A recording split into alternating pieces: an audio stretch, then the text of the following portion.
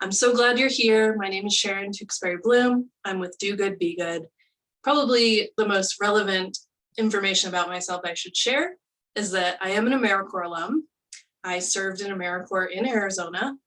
It's been a while now since I served, but after I served in AmeriCorps, I did go ahead and come back to the program to become a program staff member a few years after I served.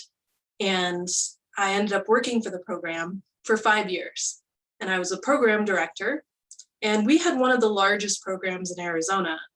So a lot of what I'm going to share today is because of my experience with trying to help AmeriCorps members navigate how to use their education award.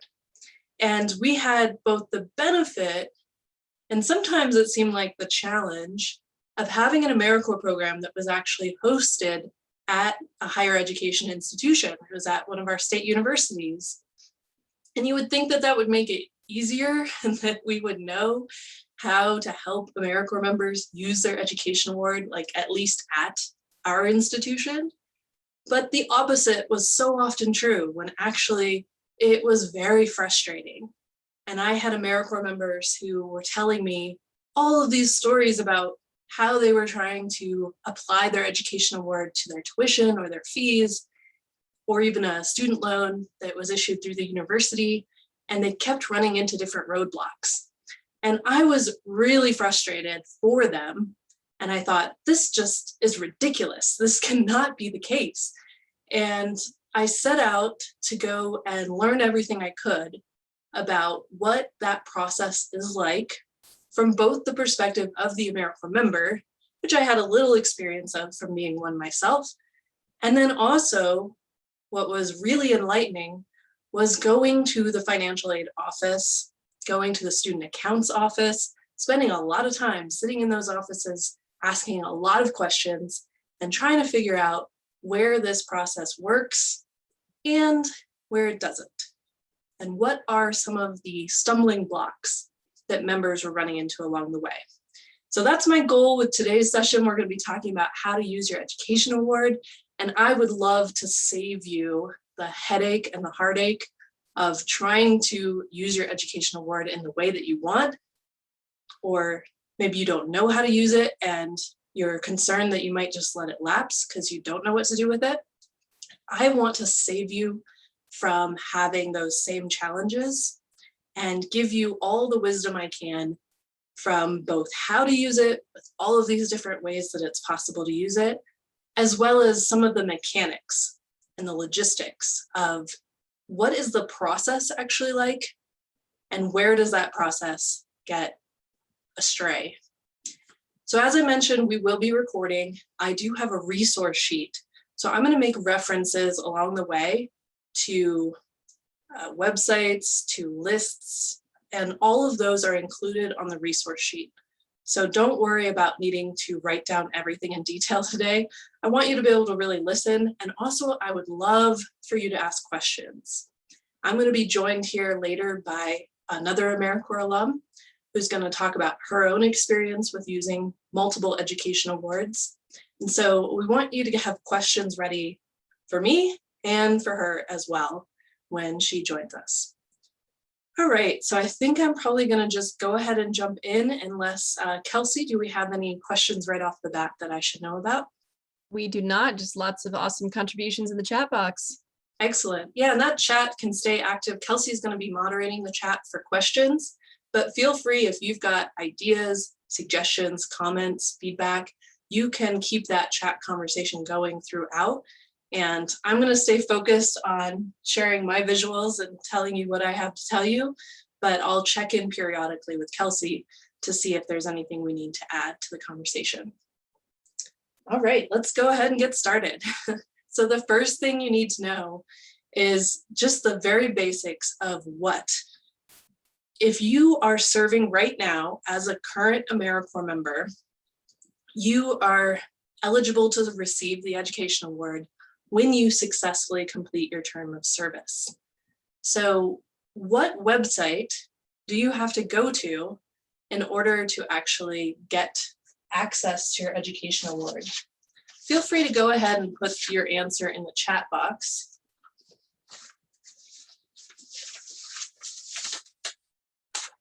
Kelsey, do we have anyone who's got an idea of what website they're supposed to go to? Not yet, but my AmeriCorps. It's so good. Such a good group. Okay, yeah, excellent. So myamericorps.gov. Now, this is a website that you probably haven't been to a while, and you honestly might have blocked it out of your memory because it's not a good website. It's a terrible website. It's a federally managed website that has not been updated since I served in AmeriCorps quite a long time ago. And you would be familiar with it because that's also where the applicant portal is and where you can search listings of AmeriCorps positions. So most people, if they're getting ready to exit AmeriCorps, they haven't actually been there since they first applied for their AmeriCorps position. But now's time to go back and get familiar with myamericorps.gov. And because of that, you probably need to take a step right away. Right now, before you even complete your term of service, you need to go and reset your password. Maybe you are one of those amazing unicorns in the AmeriCorps world who actually remembers your password to my AmeriCorps. I've met a few of them over the last 20 years. But if you are not, you're in great company, because most of us, when we created that My AmeriCorps password, they have the most complex, I mean, even back 15 years ago, before it was common to have all of those requirements about long passwords and characters and uppercase and lowercase and numbers and all of that stuff, I used to joke that My AmeriCorps was like the hardest password. It was harder than your bank password to be able to come up with something. So most people, the first thing you have to do is go ahead and just reset that password. I would recommend doing that right away, getting it out of the way so that it's not something that slows you down when you're trying to actually access the award. And in order to get into My AmeriCorps, you can do that right now, even before you've exited, but just keep in mind it might look a little different when you are in the My AmeriCorps portal. There's an applicant side and there's a member side. Now in the resource sheet I'm going to send you, we have a screenshot recording that takes you step by step of how you actually log in, what it looks like, where on the sidebar you're going to have to click to find your education award amount, and what all those screens look like. And you don't need to worry about memorizing any of that now. Just know that it can be a little bit confusing because that site does have the applicant side and the member side. And for your education award, you have to be on the member side. Now, when do you actually get access to your education award? Now, it wouldn't surprise me today if we've got some people on the call who actually have already served, and maybe you've already earned an education award from a past term of service. So maybe you can chime in here and help us out with knowing when do you get access to the money? Kelsey, any responses? Got my eyes on the chat. There's a lot of other Arizona people here, which is cool.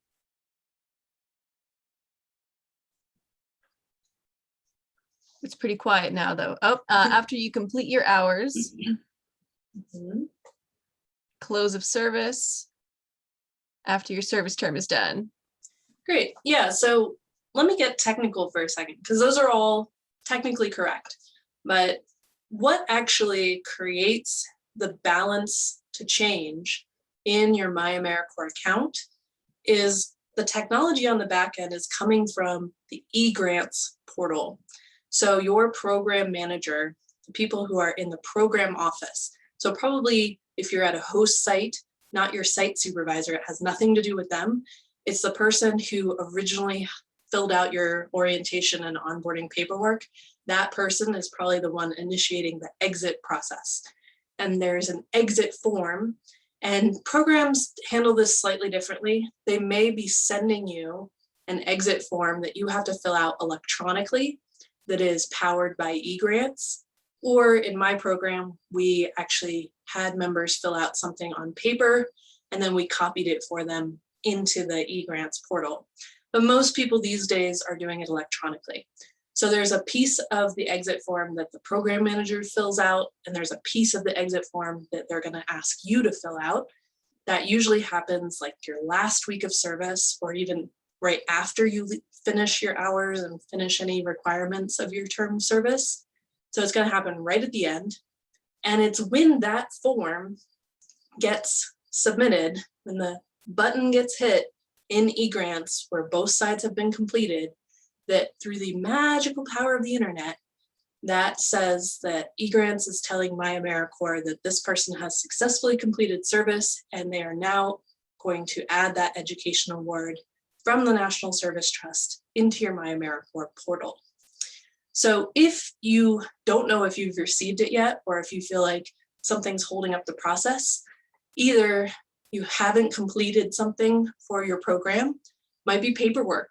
Maybe you didn't turn in your final timesheets or a final data collection, so they're holding back on that exit form until they get that paperwork from you, or you're missing hours, or it's just that the form itself hasn't been filled out.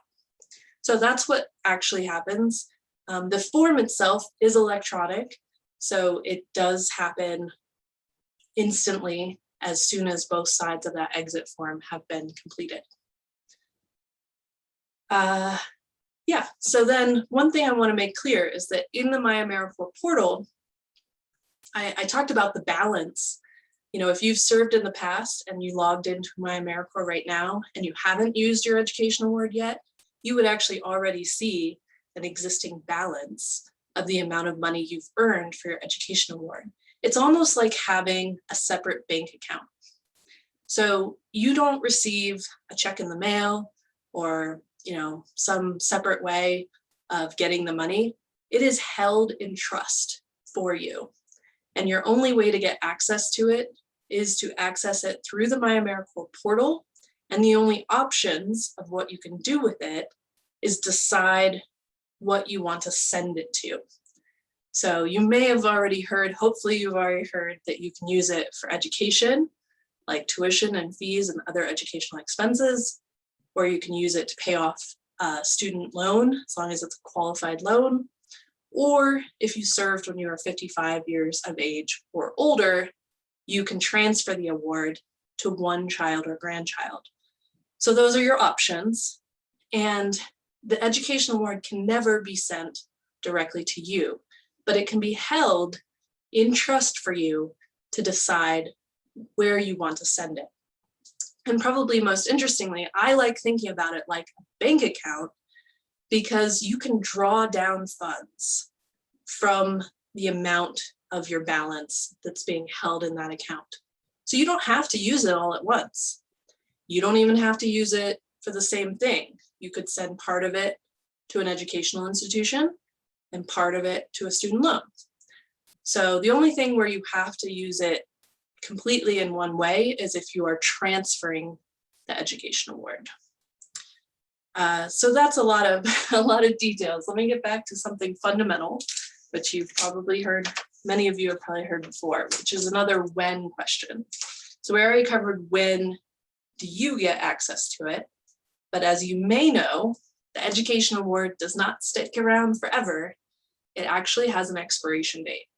So when does the education award expire? Let me know in the chat box if you know the answer. We had someone say held for 7 years, and then 7 years, 7 years. Sounds like 7 years. I'm glad that this message is getting out there. Yes, I've done the math for you. That's 2028. So the education award that you earned this year will expire in 2028. Now, if you do have education awards from the past, those would expire 7 years after you first got access to them. So whenever you completed your service. And if you have the chance to do AmeriCorps again, you would have, you know, rolling, it's a rolling number. It's always 7 years from the exit. So there you go. Do we have any other questions that I should address right now before I move to the next piece? Yes, as a clarifying point to what you just said. So if you were to do an additional service program now or a couple years from now, does that mean your entire ed award gets pushed back to the next 7 years? No, I wish. Nope, each one is independent and each one will have its own expiration date. So it will, and that can get a little confusing because they do add to your balance in my AmeriCorps. And so you kind of have to keep track of how much of the first one you've spent, because that amount will expire if you're adding on with an additional one.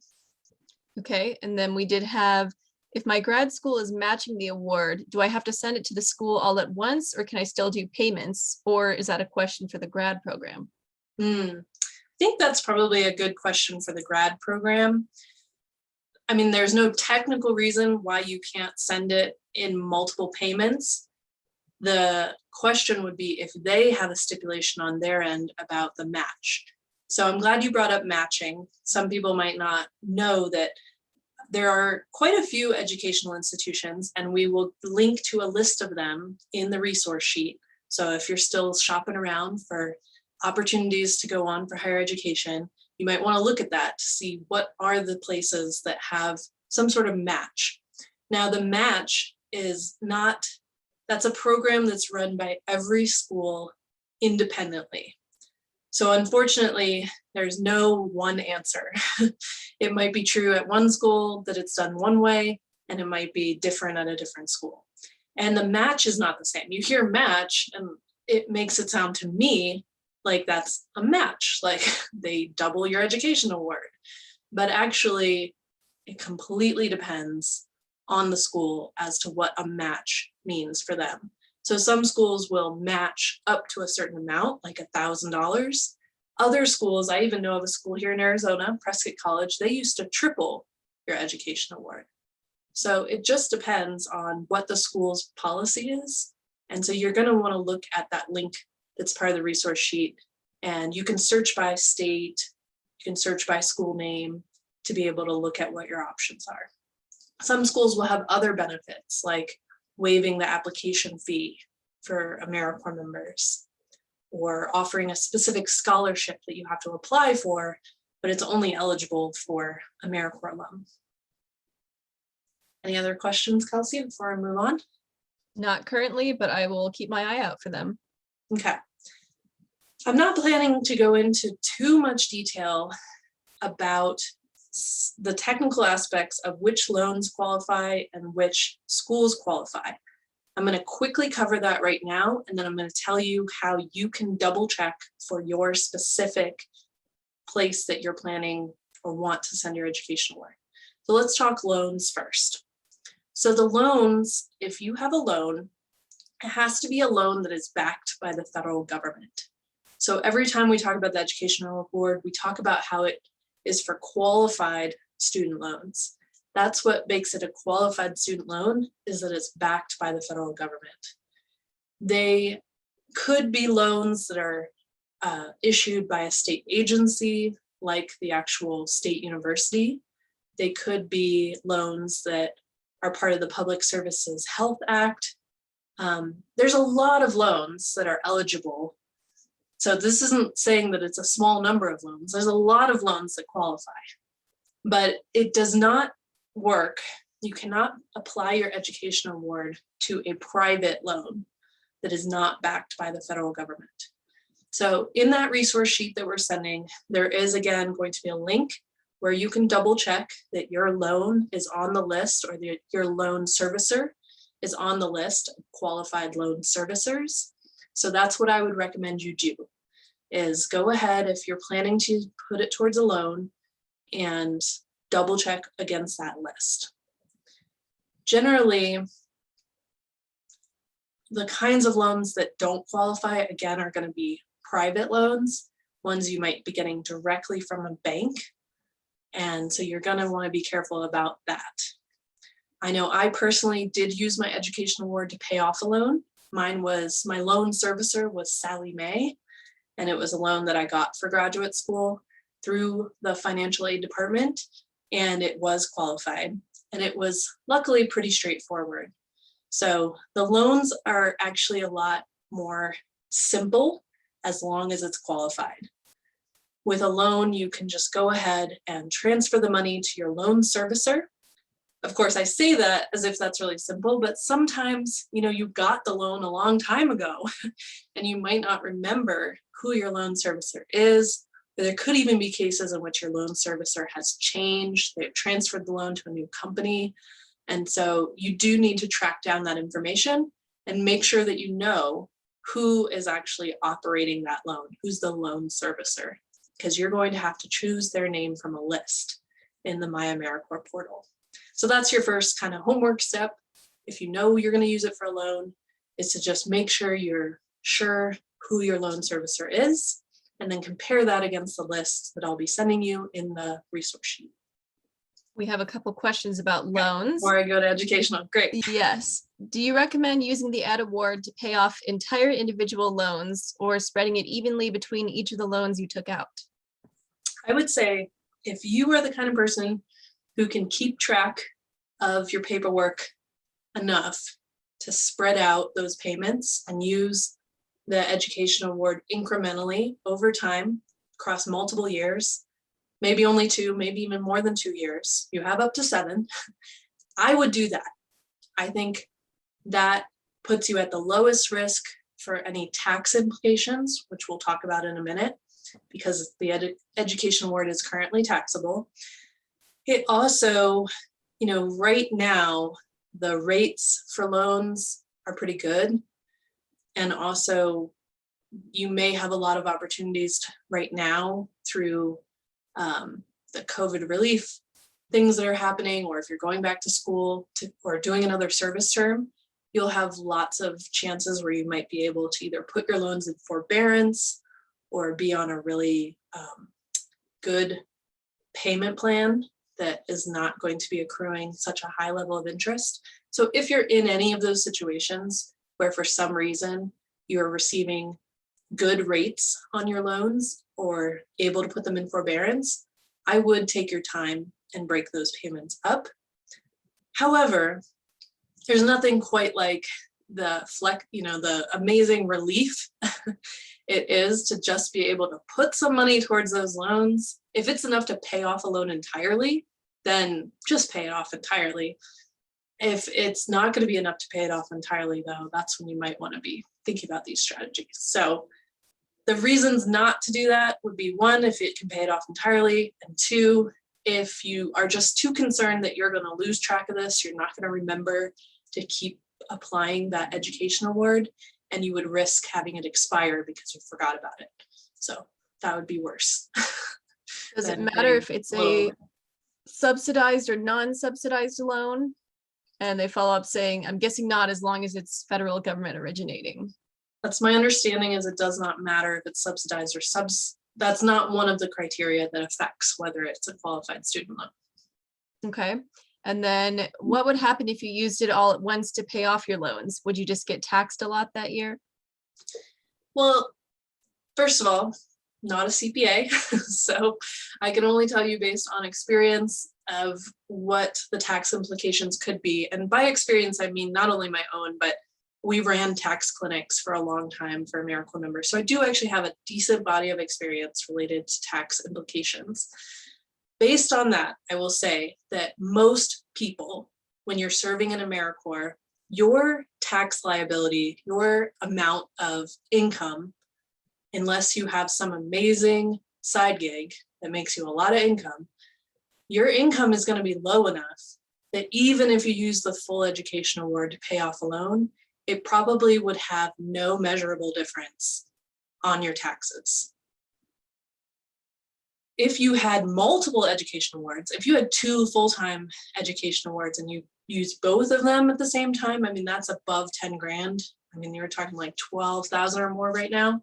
If you're talking about 2 education awards, that could be enough to affect your taxes, even if you were the typical AmeriCorps member who has very low income. If you're a current student, you would also qualify for some of those tax deductions that students are eligible for. So keep that in mind. The other thing to keep in mind is that many AmeriCorps members might still be a dependent on their parents' taxes. So that's another thing to consider is, are you doing your taxes independently, or are they going to claim you as a dependent? And you might want to talk to them about this and the fact that, hey, this year it might actually make sense to have me not be claimed as a dependent, because you're going to have such low tax liability, and it would be a good chance for you to take that education award without any tax penalties. Let me tell you for a second about how the taxes work. So your education award is considered income on your taxes. To be clear, that is only the case when you actually use your education award. So the good news is you don't have to worry about it until you're actually taking the money out of that trust and applying it.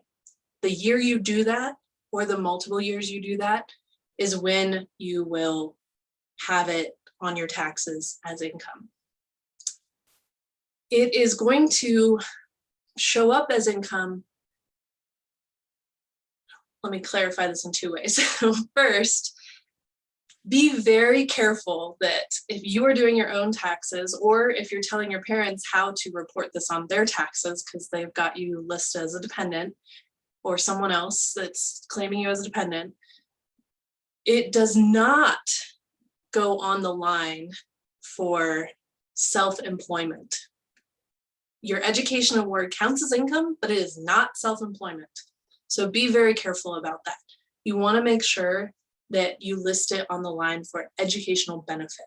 And again, don't worry, this is in the resource sheet. I do talk about that. But this is where it will get taxed at a much higher rate if you accidentally list it in the box about self-employment. And I think that's where a lot of people have had issues in the past, is they accidentally put it there, they get taxed at a higher rate, and then everybody hears that, oh, this can really mess up your taxes. So it shouldn't go there, it should go under educational benefit. And because of that, unless you're using a ton of it in 1 year, or unless you have other income that's kind of putting you at a threshold where you have that higher income, it shouldn't make a big difference, but you should talk to a tax professional.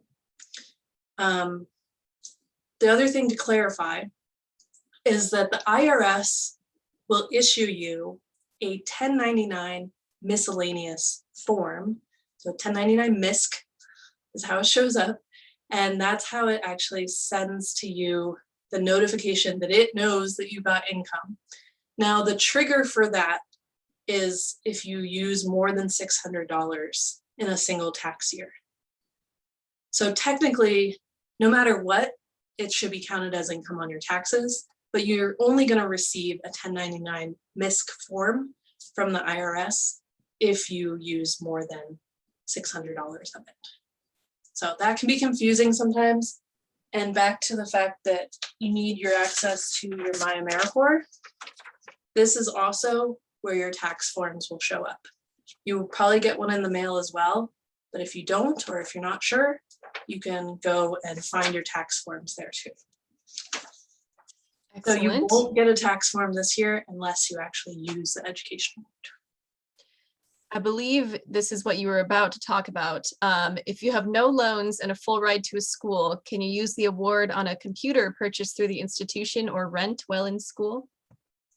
I'm going to save that question for just a second, because I'm also wondering, will you let me know, Kelsey, when Rivkah is ready? Because I want to switch over. I know Rivkah is here. Okay, I'm going to make one more point before we call Rivkah up. Oh, I see you, Rivkah. Nice. Yeah, so while we're talking about boring paperwork and bureaucratic processes, let me just throw one more thing out there, which is that one of the other ways in which the education award and even your living allowance can get in the way of your financial picture and what you qualify for is on the FAFSA. So if you are planning to go to school, you should fill out a FAFSA, the Federal Application for Student Aid. And you have to list your educational award if you've used it and your living allowance on the FAFSA as income because it counts as income. However, you want to list that on line 43D in the new FAFSA form. Used to be 44D, now 43D. The main point about this is that, again, just like on how you don't report it as self-employment, instead you report it as educational benefit, same thing here. It gets you out of the category of having it listed as like salary or assets and listed as sort of an other income that won't count against you. Because even though they count as income, they have clarified in federal statutes in the law that it can't count against you for qualification for any type of federal aid, including federal financial aid. Okay, we're really getting wonky today. It's exciting. But now let's take a break from wonkiness because I want to talk about ways to use the education award. We already talked about loans a little bit. We're about to talk about places, how you might use it at an educational institution. And for that, I'm going to welcome Rivkah to the conversation.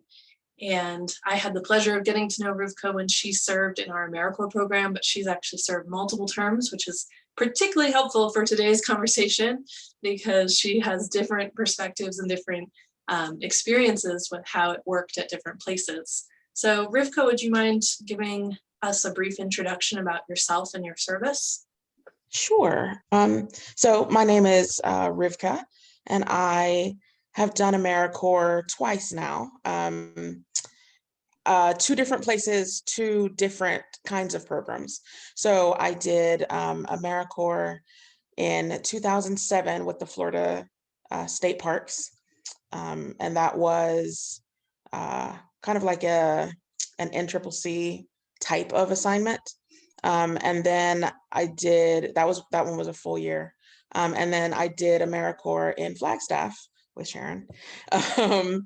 And I worked with the Civic Service Institute at Northern Arizona University doing like volunteer management and program coordinating. So 2 kind of different kinds of programs. I did get an educational award for both, and I used them. So Excellent. Yeah. So how did you use your education awards and how smooth or not smooth was the process? my process was actually pretty smooth for both. So when I did AmeriCorps back in 2007 and I got my educational award, I didn't use it right away. I left AmeriCorps, I moved back home to Oklahoma, and then I enrolled in school the following year and used my education award then. I used it actually in 2 separate payments for 2 different school years, but it was with Rogers State University, and they kind of knew exactly what I was talking about when I said that that's what I was using. And and this is a tip for you, I enrolled and signed up for using my award early. So I did it in the summer before classes were going to start. And so all of the things that happened in the background happened before I had to like make that first payment for class. And so I didn't have any trouble with being contacted about not having paid on time or anything like that. And so it was really helpful, I think, that I signed up for it early. And also I kind of kept a closer relationship with the liaison with the AmeriCorps program.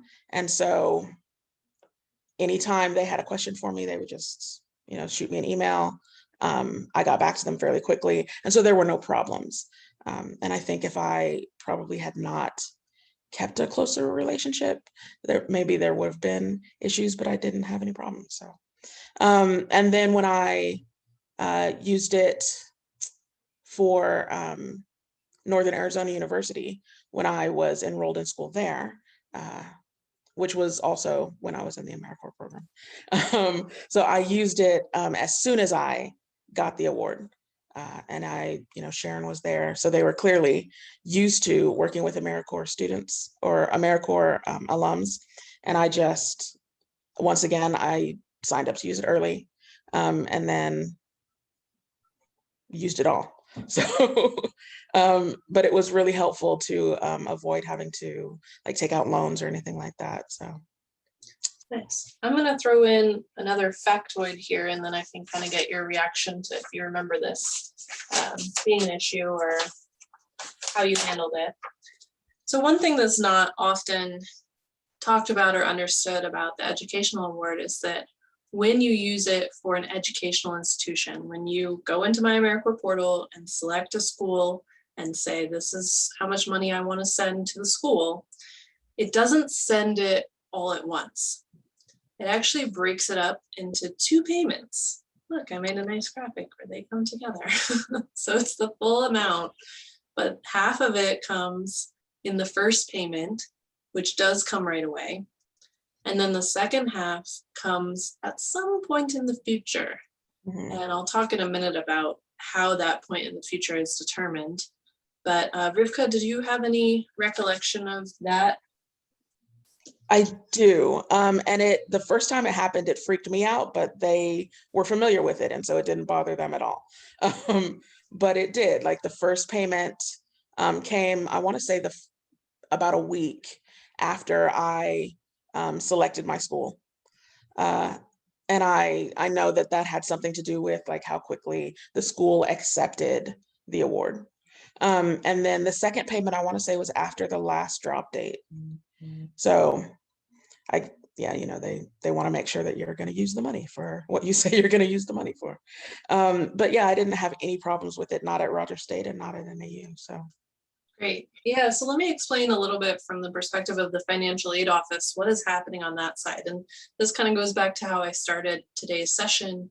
I didn't know this until I spent a lot of time sitting in that financial aid office, asking them to walk me through it. What happens is that just like you have the My AmeriCorps portal and you have your view on your education award, the educational institution, usually someone in the financial aid office, they also have to set up an account with AmeriCorps.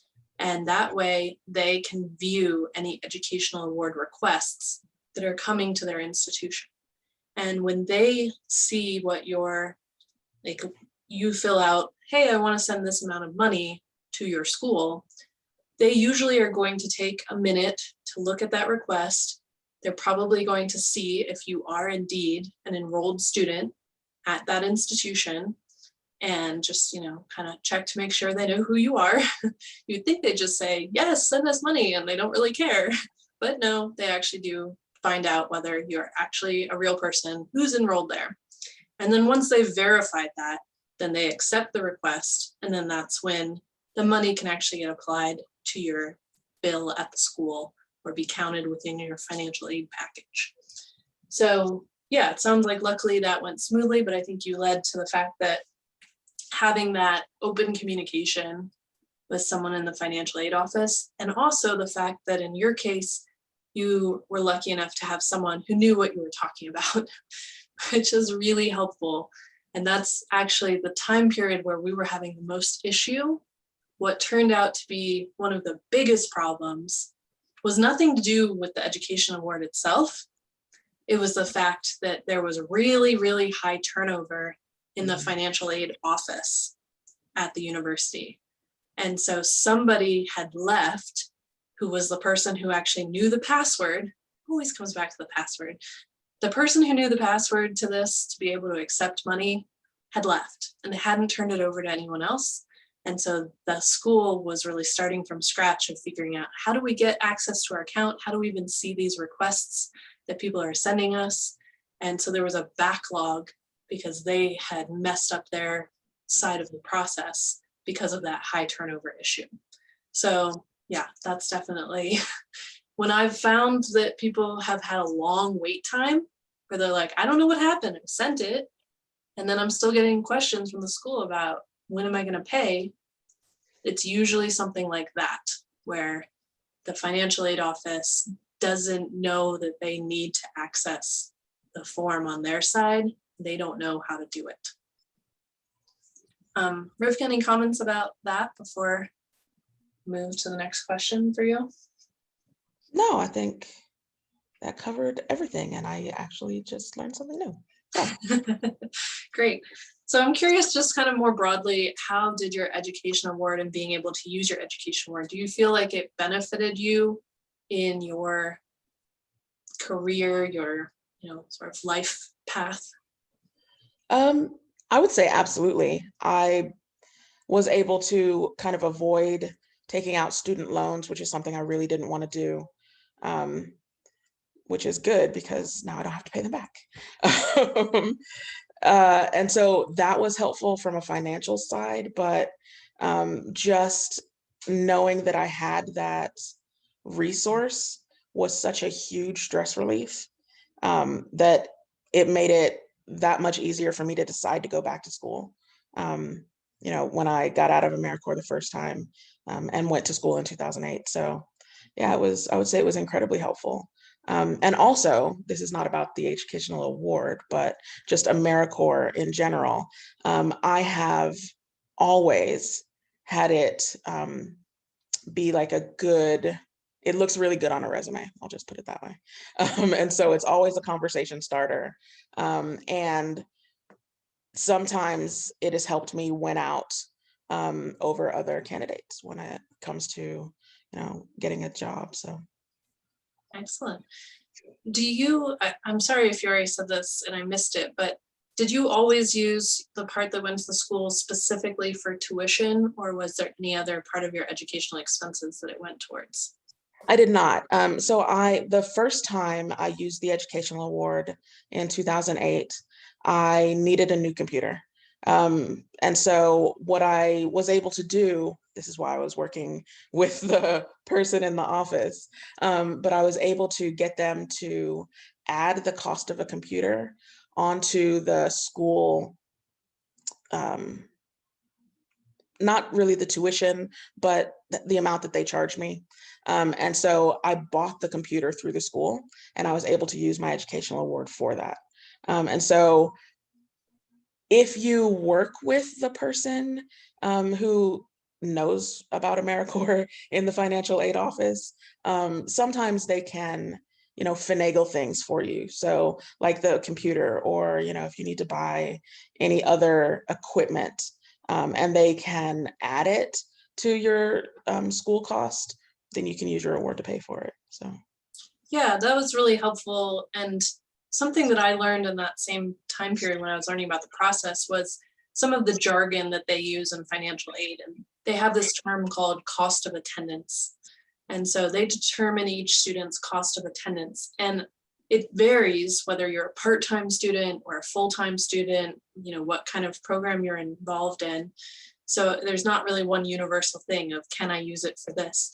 It really depends on how the financial aid office has determined your cost of attendance and whether your existing financial aid package is already covering your full cost of attendance, or whether there's a gap between what they think your cost of attendance is and the financial aid you're already receiving. So that's another question I get sometimes, is members who are alum who are lucky enough to have financial aid. Maybe they get a full ride scholarship to a school. Awesome, fantastic. And they're wondering, or they just assume, oh, well, that's great, but now I can't use my education award. But a lot of times there is room to at least use some of your education award when you go to talk to the financial aid office. And you can even adjust that. If you can make an argument for why you have some additional expenses that are really necessary for you to be successful as a student, then you can ask for whether or not that can be included in your cost of attendance. So I know that's often been done with computers. That's a common one that is usually approved. And then my husband is an AmeriCorps alum. He has done 3 terms of AmeriCorps, and he had already finished his bachelor's degree when he served. And so he wasn't really he didn't know if he'd even use his education awards, not sure what he would do with them. But eventually, years after finishing service, he decided he wanted to take a welding course at the local community college.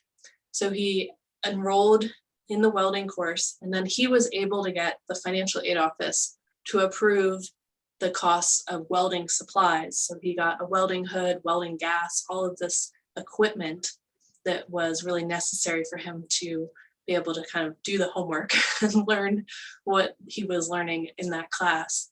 And that was really surprisingly easy actually at that particular school. And they were really flexible and really made it very possible for him to apply it that way. The other one that we get sometimes is interesting, kind of unique ways that people use it. Like, you know, Rivkah and I both, we worked with a lot of AmeriCorps alums. So you hear all the stories about how people are using their education awards. I know one person who went to Spain was able to do it as part of a study abroad immersion program where she learned Spanish in Spain. I know another person, multiple people who got their wilderness first responder that they were able to do through the education award. The key in both of those and in all other situations is it has to be a program that's affiliated with a Title IV an educational institution. I'm always like, Title IV? Yeah, Title IV educational institution, because the money has to go to the institution. It can't go directly to you. It can't go to just a program. It has to be sent to an educational institution and then be used to pay for whatever it is you need paid for. Now, in my husband's case, the way they worked it at that community college is they approved his budget for those welding items, and he was able to show the costs that they would be. And then they did actually cut him a check to go and pay for those items on his own. So I know in Rivkah, you're saying that you were actually able to just add it to your bill and buy the computer directly through the school, but some schools do make it possible for you to get those expenses pre-approved, or some schools require you to go out and purchase it, show the receipt, and get reimbursed. So it just has to be documented. And it depends on the school's approach to how they want to document it. Okay, last question, Rivkah, just any other advice that you would give to newly exiting AmeriCorps members who are in this time where they're thinking about how to use their education award? Oh gosh. Well, the password. I would absolutely recommend that you go figure out what your password is. Don't necessarily write it down, but pick something that you will remember. I have had to reset my password now like 12 times. So it is very real. You will forget your password.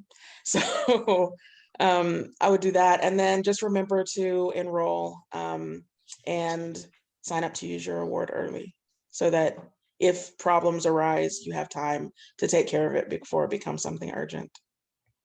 Yeah, I was recently at the National Service Conference and I was talking to program managers about how to help explain the education award to their members.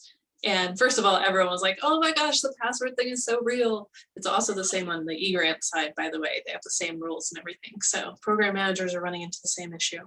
I do recommend using a password manager, something I didn't do until probably a few years ago, but I use LastPass, and it has become such a lifesaver to have one place that is organizing and maintaining security of my passwords. It's really great. So LastPass is definitely something I'd recommend.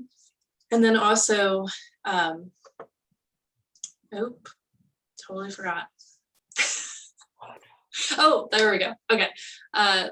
Sometimes people say, okay, it expires in 7 years, but I've heard that you can get an extension.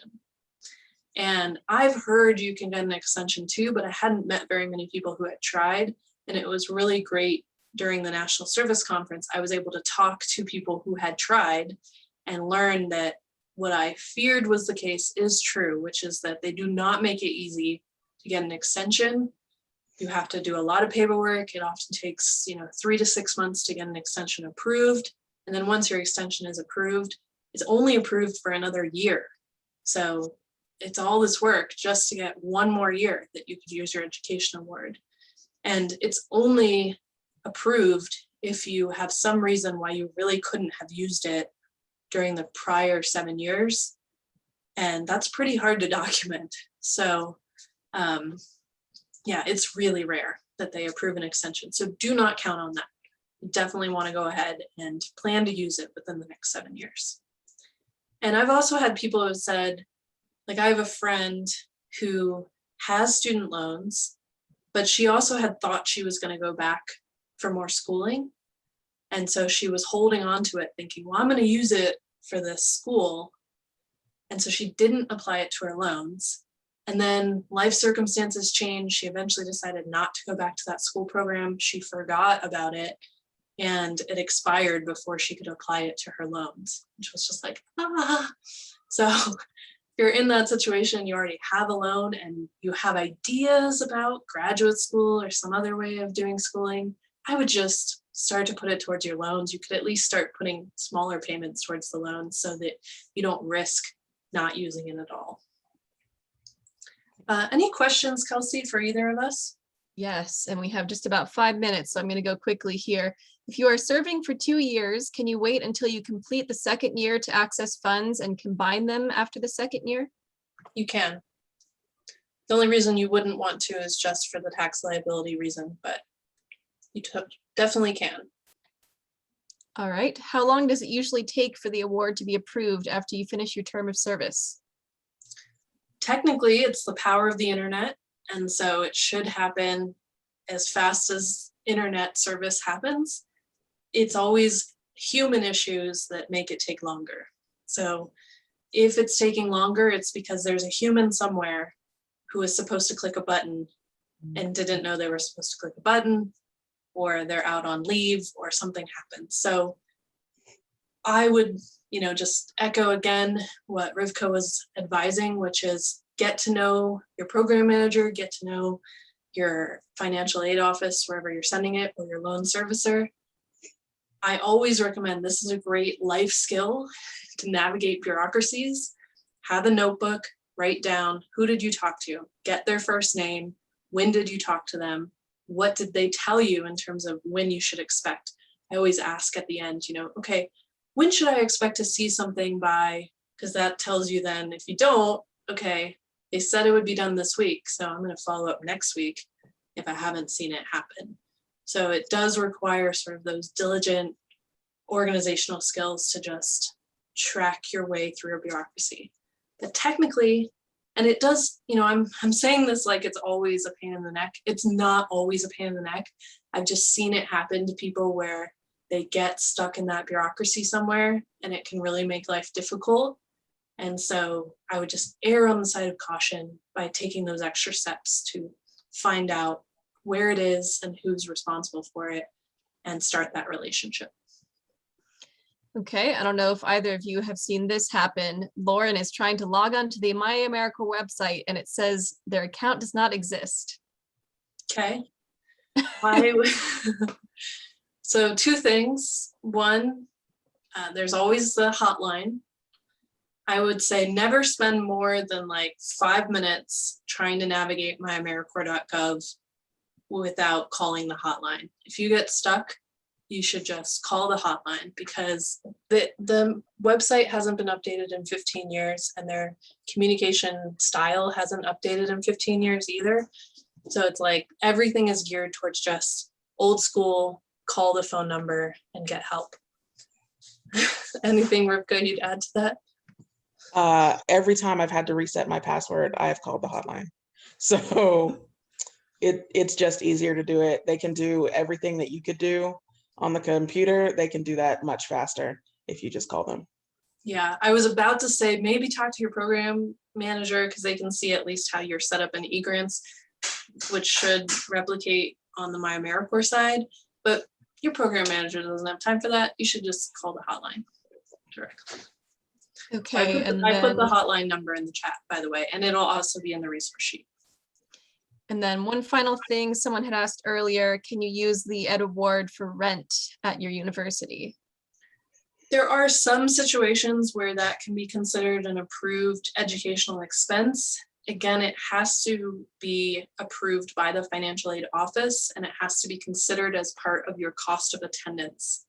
So it all depends on how they've determined your cost of attendance and whether or not you've got enough room, again, from the existing financial aid you have to that cost of attendance. So that's another one that you'll want to contact the financial aid office, tell them the situation, tell them what you'd like to use for it, and then advocate for yourself. If you feel like you just kind of get brushed off, like, oh no, we don't usually do that, feel free to follow up and say, well, I'm wanting to be enrolled as a full-time student here, and housing is my biggest cost, and I need to figure out ways to cover this through financial aid. So can you tell me if there's any other options, any ways that I can get an amendment to my cost of attendance or petition to have that be allowed?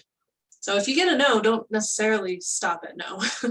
You can always push back and see if there's an exception that can be made or paperwork you can fill out that would allow for something different to happen. Right, we made it through all the questions. Woohoo, okay. Just gonna check my notes real quick. Again, you will get this resource sheet, and it will have a lot of these things that I've been referencing, including the link to the My AmeriCorps portal, the video step-by-step directions of what it looks like inside the portal, so what you should expect to see, the official guidance from AmeriCorps on what you can use it for. There's also a letter that CNCS, the federal agency, created once upon a time that can explain what your education award is to a financial aid office if you do happen to get to a school that's unfamiliar with it and they have questions about it. There's also the list of eligible loan servicers, and the list of eligible schools. So all of those things are coming at you. The last thing I would just recommend, two things. One, there's an organization called Service Year, and Service Year now is also connected with the AmeriCorps alums.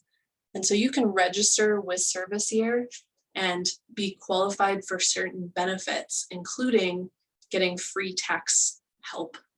So I would definitely recommend using Service Year as a resource for that. You also can get things like discounts on car insurance and discounts on other rental cars, things like that. So go ahead and do that. And you can register with Service Year before you actually complete your term of service. And then finally, there is a bill coming before Congress right now called the CORE Act. And written into the CORE Act as it's currently drafted, it would remove all federal taxes on the education award. This is something that advocates have been pushing for decades. And we would really love to see that happen because it's not fair that it is taxed. So it's going to be included on the resource sheet of where you can go to communicate with your congressman and woman and person about the fact that you might support this legislation. Keep in mind that supporting legislation is not something you can do during your during your AmeriCorps hours. So this is something you need to do on your personal time, not when you're on your AmeriCorps time. But if you also agree with me that it should not be taxed, and I am not an AmeriCorps member, so I can talk about it all I want, then I encourage you on your personal time to advocate for that CORE Act, because that will be really important. And it has lots of other amazing, great things in there, including increasing the living allowance for future AmeriCorps members. So hopefully you will join me in supporting that.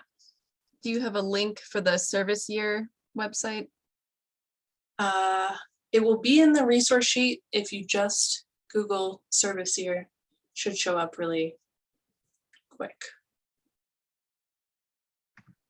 Excellent. Okay, but I'll stick around here. I'm going to go ahead and thank you, Rivkah, so much for being our special guest alum today and sharing your experience. I really appreciate it, and it's wonderful to see you again. Wonderful to see you too. Thanks for the invite. Excellent. So I want to respect everyone's time. I know it's lunch in a lot of places, and I would hate to make anyone hangry. So it is your opportunity now to go forth and continue to do great service and to also eat lunch. But